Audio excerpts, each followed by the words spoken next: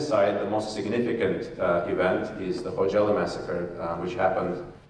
Xocalı qətliamı Azərbaycan üçün ən faciəli hadisədir, deyə Azərbaycan-Amerika Şurasının baş direktoru Cavid Hüseynov Amerikadakı Türk birliklərinin 30-cu illik toplantısında çıxışını bu sözlərlə açıb.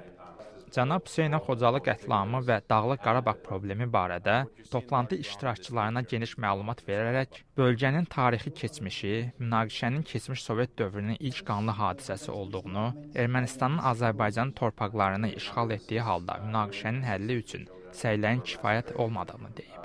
O, Amerikanın Səsinə müsahibəsində Azərbaycan-Amerika Şurasının Türk birlikləri ilə birgə gördükləri işlərdən danışıb. 4 ilə yaxındır fəaliyyət göstərir, 5 ilə yaxındır fəaliyyət, 2008-ci ildən fəaliyyət göstərir. 2011-ci ildən biz artıq daha çox bu siyasi-ictimai fəaliyyətə başlamışıq və bizim fəaliyyətimiz nəticəsində keçən il Türkiyə-Azərbaycanla əlaqəli müxtəlif mövzularda 12 deməli rezolyusiya qəbul olunub. Bu ildə artıq 2 rezolyusiya qəbul olunub. Biri Azərbaycanlıların 31 Mart soyqırımı New Jersey ştatında və deməli Türkiyə 23 aprel bildiyiniz kimi Türkiyə Milli Günüdür. Türk parlamentinin yaradılmasının ildönümüdür və biz 2 ştatda, New York ştatında K298 nömrəli qətnamə qəbul olunub. Pax Türk İnstitutunun üzvlərinin səyləri nəticəsində, məktubları nəticəsində və keçən həftə Michigan ştatında qəbul olunub. O da tam məclis tərəfindən qəbul olunub, keçirilib. İndi 28 may ərəfəsində biz eyni kampaniyanı 28 may Azərbaycan Milli Günü ya Azərbaycan Respublikası günü qeyd olunması kimi müxtəlif ştatlarda eyni fəaliyyətləri aparacağıq.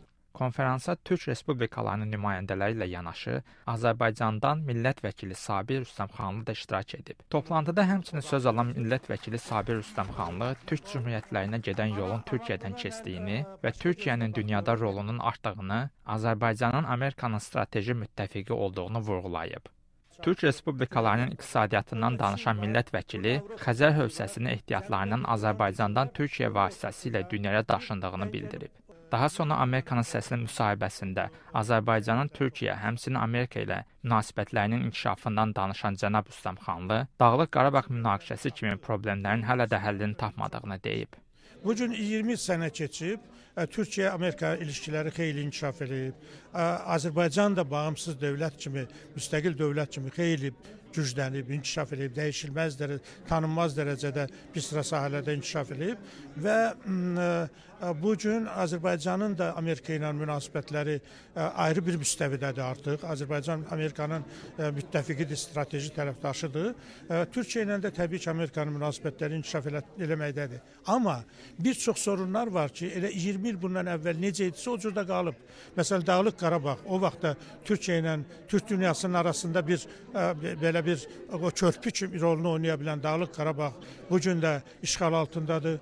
Bu gün də Güney Azərbaycanda 35 milyon Türkün hüquqları tapdalanır İran deyilən bir ölkədə və bu gün də Türk dünyasının bütövləşməsi, bu regionda bir gücə çevrilməsi təəssüf ki, deyək ki, maneələrlə üzləşir. Aprelin 25-də başlayan konferans 3 gün davam edib. Konferans çərçivəsində keçirilən müxtəlif iclaslarda Türk Respublikalarının nümayəndələri ölkələrinin qarşılaşdığı siyasi-iqtisadi problemləri müzakirə ediblər. Vaşinqtondan Anar Fərəcov, Amerikanın Səsi.